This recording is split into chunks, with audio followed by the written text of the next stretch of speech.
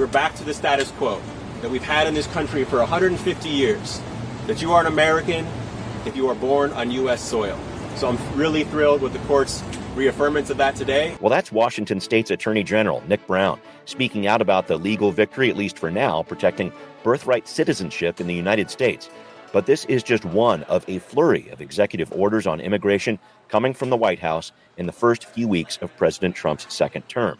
How are immigrant communities in Seattle and across Washington state reacting to these orders? What should they expect next? What can our state legislature do about it?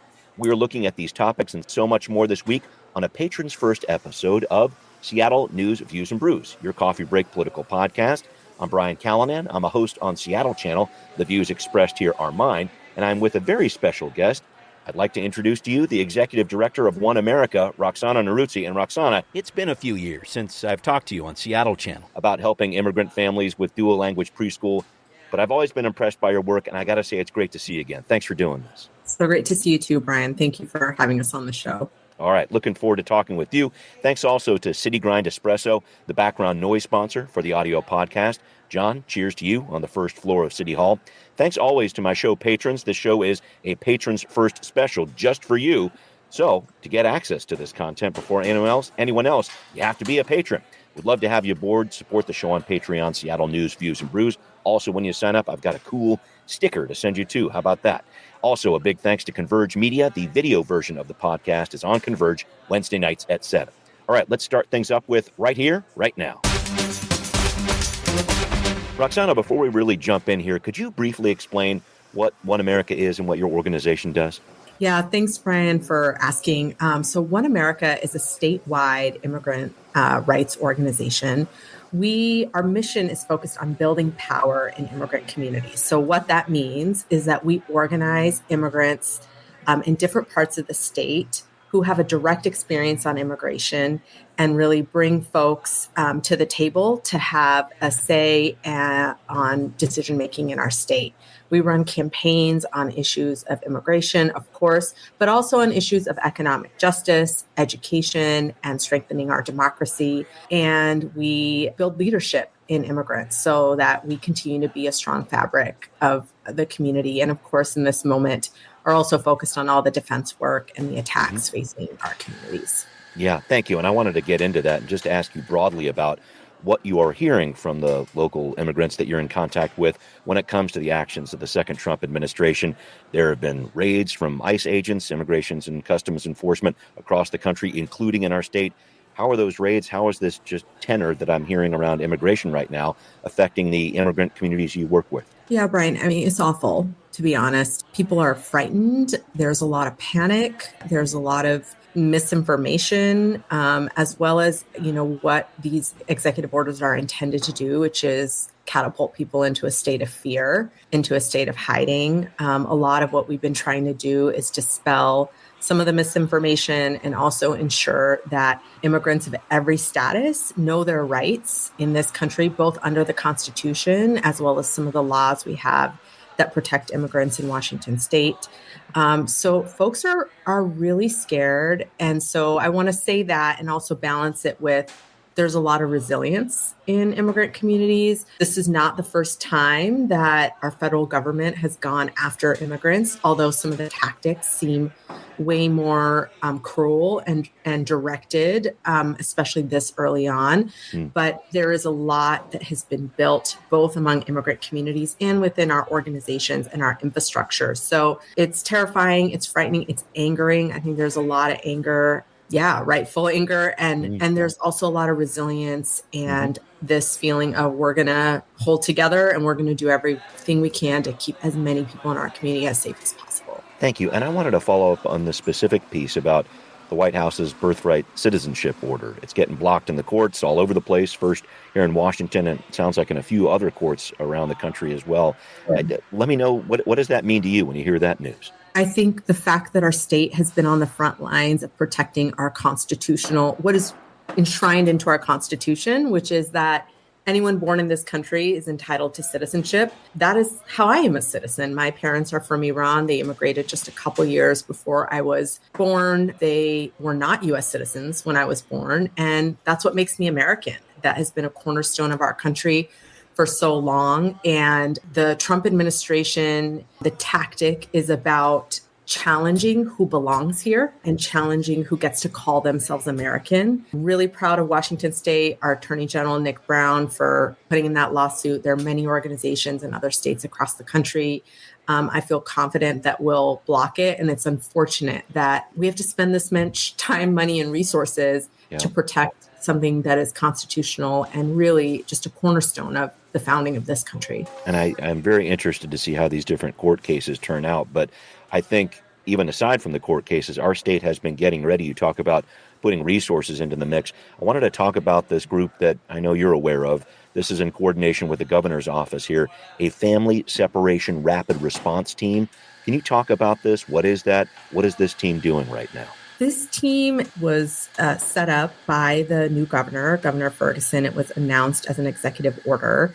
And part of what it does is coordinate the different state agencies and work to mitigate some of the harm that we are anticipating around family separation. Based on what we've seen in the first few weeks of the administration, as well as threats that the Trump administration has made to immigrant communities, we anticipate that families will be separated. There are many families who are what we call mixed status. Maybe the parents are undocumented, but the kids are born here and are citizens. What this rapid response team will do is really proactively look at what are the steps we can be taking to support children if their parents are to be detained or deported, work with the foster care system to ensure that kids don't end up in the system and maybe with families, that there are protocols in place to ensure that schools and childcare centers have paperwork on hand that will allow family members to pick up children. So there's a lot of kind of policy details. And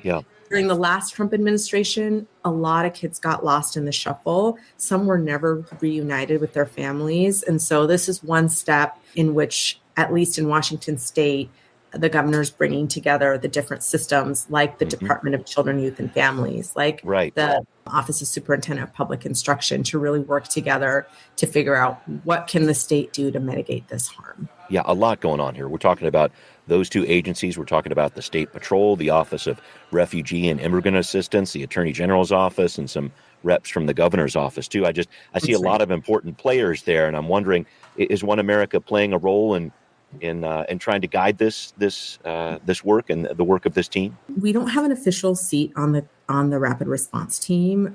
We are in close communication with the governor's office as well as a couple others who have been appointed, and we'll certainly be giving our input and kind of the community perspective. So we are really hoping that will be centered because, of course, government is important in this moment, and especially when there's so much fear instilled in immigrant communities, they're going to go to the organizations and to the places where they feel rooted. So we are hoping that we'll bring that lens to that committee, and especially around ensuring that some of the state laws that we have here, what we call Keep Washington Working, it's a state law that was passed as a result of the last Trump administration to separate some of our state and local law enforcement from sharing information directly with ICE, that part of the work of that team will be to ensure all the state agencies and local agencies are really complying with that piece of legislation that is law in the state. That's really interesting. And I think for whatever reason, I've seen it with a number of different jurisdictions. And this is where it gets really interesting. All right, law enforcement, should you be helping out federal authorities? Should you not be? I've talked with a few different people about this, the Northwest Immigrant Rights Project as well. This can get really confusing from that law enforcement perspective, I know, and also really confusing for the people who might be getting picked up from law enforcement. You're just trying to, I guess, translate it in such a way that all these different communities understand what's going on, and very importantly, hopefully don't drift into the shadows and stop reporting crimes and things like that nature. I mean, that sounds like a huge part of this. That's right, Brian. We actually know that if state and local law enforcement, it is not their job to enforce immigration law.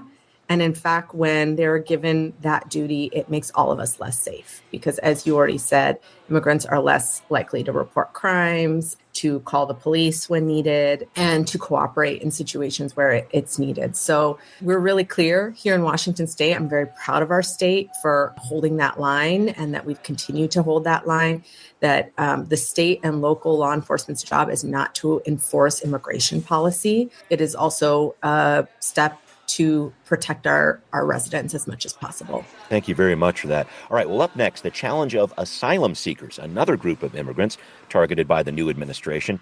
How is our state trying to protect them, and what are groups like OneAmerica advocating for? We're going to learn more coming up on Now Hear This. Well, we have talked about asylum seekers on this podcast before, especially in light of the challenges faced by the Riverton Park United Methodist Church down in Tukwila, taking on hundreds of asylees over the past several years.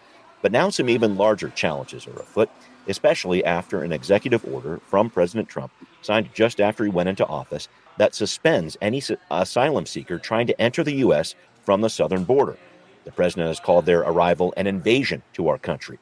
The ACLU has sued the president over this order, calling it an overreach of his authority when it comes to the U.S.'s asylum system. What the president is doing is overriding what Congress has painstakingly done over the past 4 decades to build our asylum system, to make sure the United States has a place for people to apply for asylum, that we're acting consistently with international law with the rest of the country, and fulfilling our commitment after World War II never to send people back to danger without at least a screening. Roxana, I wanted to bring you in here because I know asylum seekers are another group of immigrants that OneAmerica is trying to help.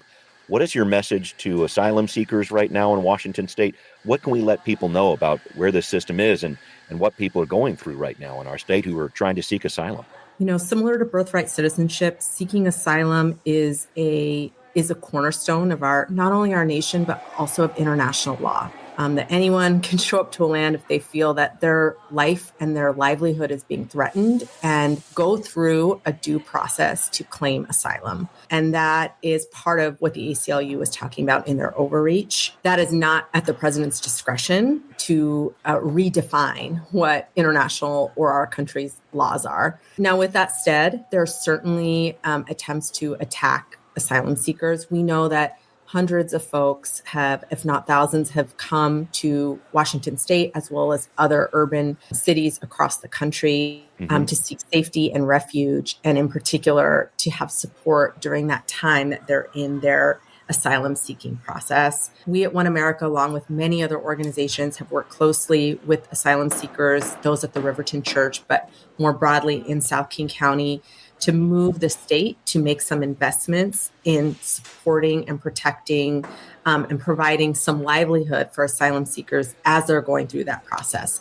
It takes and is this because, just to jump in here, it's because, sure, as I understand it, and talking to some asylees, it's an issue of even getting a permit to work takes some time, and that puts these people who are seeking asylum in a tough position. Can you break that down a little further, please? That's right. There's a waiting period to actually get your work permit when you have applied for asylum, and during that waiting period, you cannot legally work in this country. So there is no source of income for many of these individuals and families who are coming here seeking safety and would like to work otherwise. That is why the church, Riverton Church, and Pastor Dan has worked to set up as much housing as possible. There are other organizations in South King County. And part of what the money, last year, we passed $25 million as part of the state budget to support asylum seekers, not only with housing and basic needs, but also to build our state's infrastructure to actually receive and support asylum seekers. It really is part of our commitment to being a welcoming state for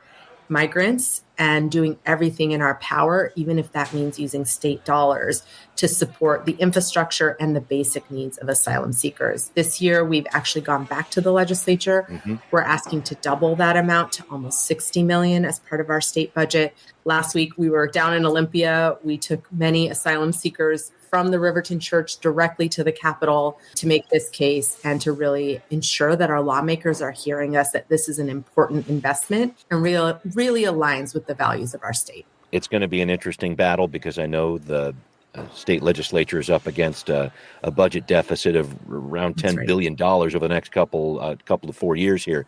But I Yeah. wanted to talk about that because on your legislative agenda really is this $61 million figure here. So this would be for the Department of Social and Health Services to allow for some sub-grants going out to community organizations supporting asylees.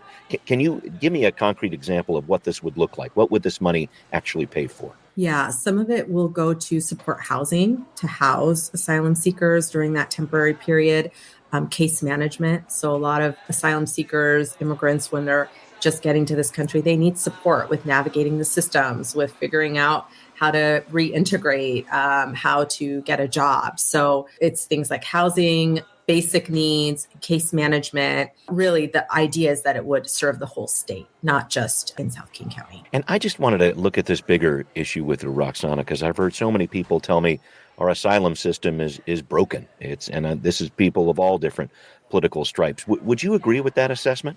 Yeah, I mean, I don't think it's working as intended. I think that there are backlogs. I think the time that people have to wait is too long. And I certainly think these attacks from the Trump administration to limit who can come here and seek asylum is not only broken, but it's unjust, inhumane, and illegal in some circumstances. So I think that our entire immigration system needs an overhaul. It has not been updated in decades. It does not actually reflect the current economy, the needs of our country and our economy. It is not rooted in a value of family togetherness and families being united. And there are just really long wait times. So I think most people don't really understand until they've been through it how impossible it is to navigate the system, how long it takes. And I think the entire immigration system, including our asylum system, needs an overhaul. Now, with that said, what's not broken is the laws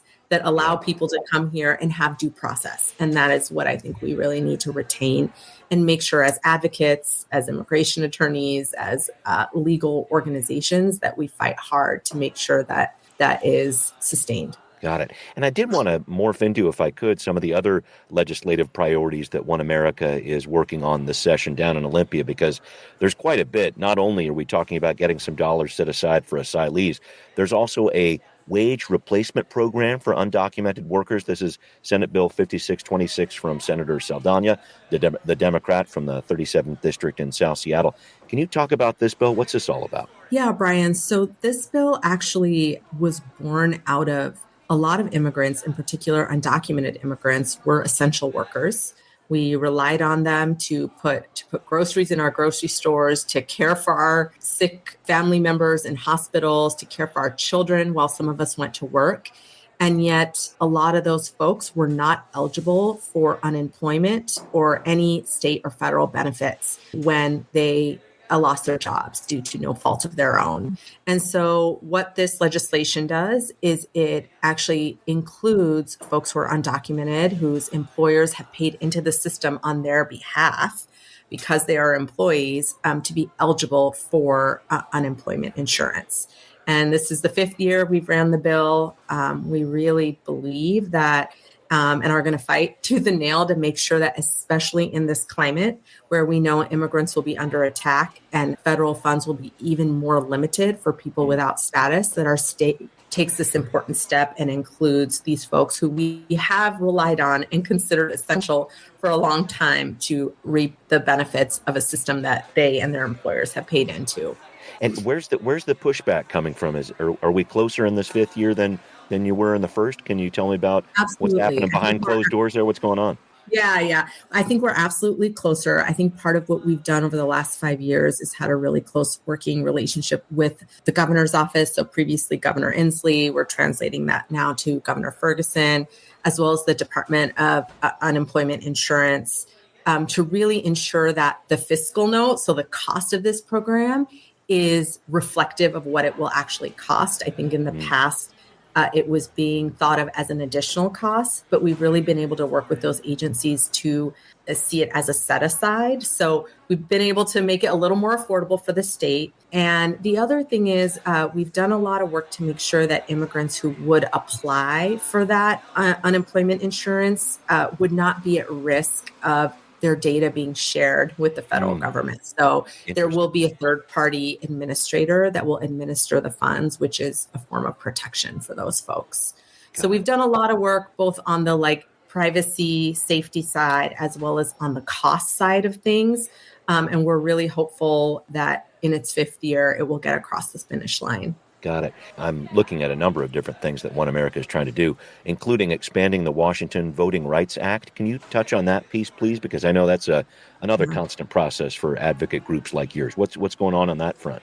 Yeah, so in 2017, we passed the State Voting Rights Act. It's a little wonky, but if I was to break it down, I would say that for local elections, this allows people who have a majority population in a particular county, state, or school board or port to elect someone from their communities to that seat. So for example, in Yakima is growing to be a majority Latino community.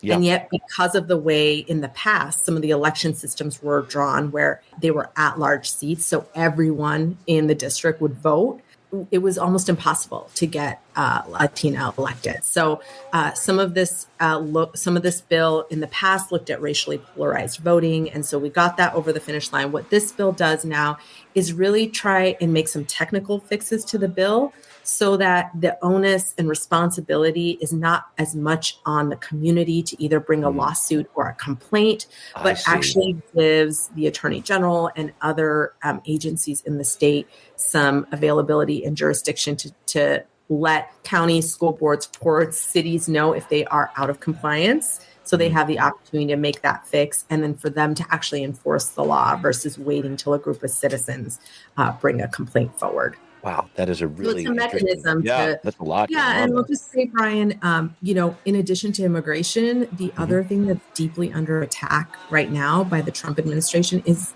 the basic fabric of our democracy. Who gets to belong, who gets to vote, representation.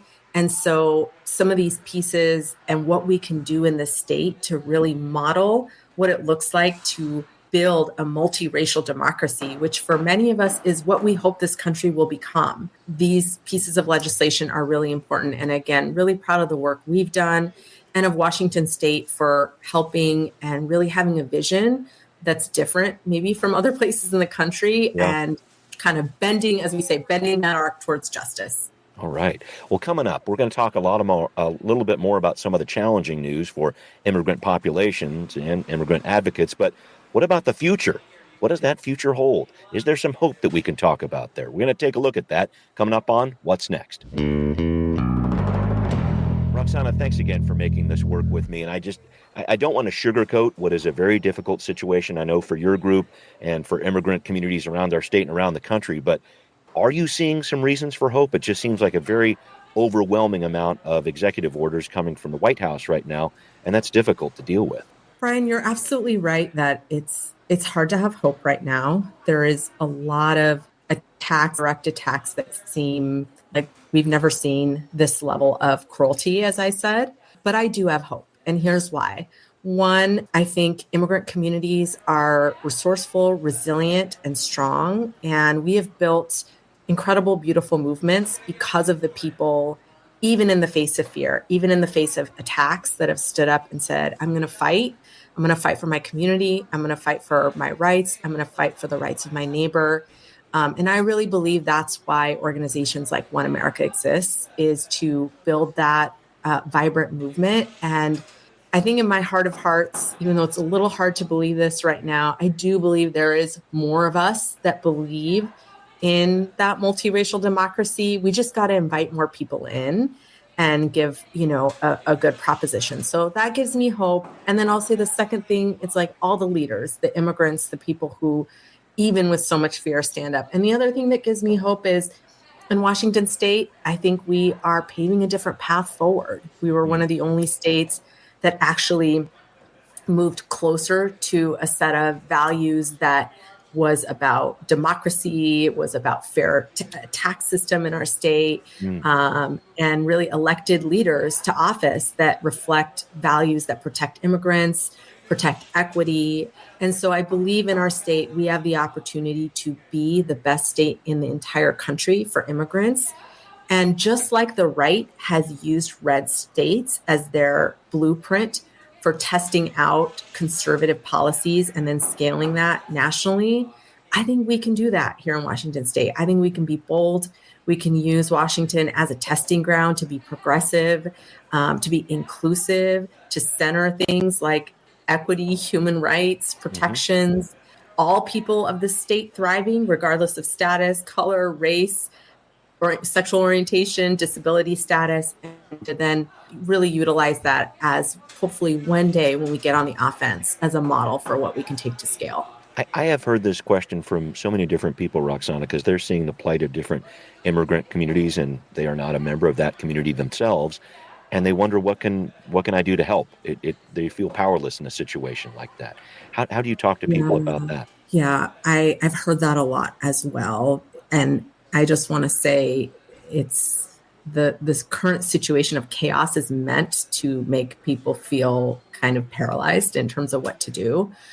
So I think there's a couple important things. One is get involved either with an organization like OneAmerica. There's Indivisible. There's all kinds of movement organizations that are Working Families Party, the Washington Immigrant Solidarity Network that are bringing folks in and are training them to be in support and allies with immigrant communities. So join an organization, I would say one.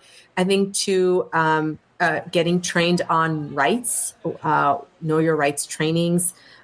It's really important that people know what folks' constitutional rights are in case they are to bear witness to apprehension or are in a situation. And with that, I would also say, honestly, some of what we're seeing on social media with the reports of ICE raids, like that is not helpful. I would say, like, if you see something suspicious, call the WISN hotline. And they have folks trained that can actually go and verify if there was any ICE activity. So really knowing resources, I've been using this phrase, spread power, not fear. And so I think that's really important that folks who want to help know resources, they know information, and they can spread that instead of spreading fear. And then, I would say another great thing to do is give to organizations give to organizations like OneAmerica, give to organizations like ACLU, give to local organizations that are really doing the hard work of protecting families. There are immigrant organizations in every county, in every city throughout the state and throughout the country. They're really on the front lines and need the resources and support. And then I would say finally follow the lead of immigrants. These are some of my opinions as someone in the field for the last 20 years. I think, some of the marches we've been seeing, it is important that people are pouring out into the streets and resisting. We're hoping to see that culminate towards something a little more focused. But I think that stuff is great. And we need people who have the privilege of putting themselves on the line to continue to do that. Wow, it's an interesting journey we're facing ahead here, but I really appreciate you taking the time with me. This is Roxana Norouzi, Executive Director of OneAmerica, the immigrant advocacy group. Roxana, thank you so much for joining me. Thank you, Brian. All right. Well, thanks to you, Roxana. Thanks to everybody listening to Seattle News, Views, and Brews, where you can always find out what's brewing in local politics. This is a special Patrons First podcast. Patrons get to access this content first. I'm appreciative of all the patrons on the show. If you want in on that, please do support the show. Just $5 a month on Patreon would be greatly appreciated. You can hear us on Apple, Spotify, wherever you like to listen. Thanks also for watching on Converge Media. See you next time. Seattle News, Views, and Brews is an independent production of Callanan Media Services. Copyright 2025.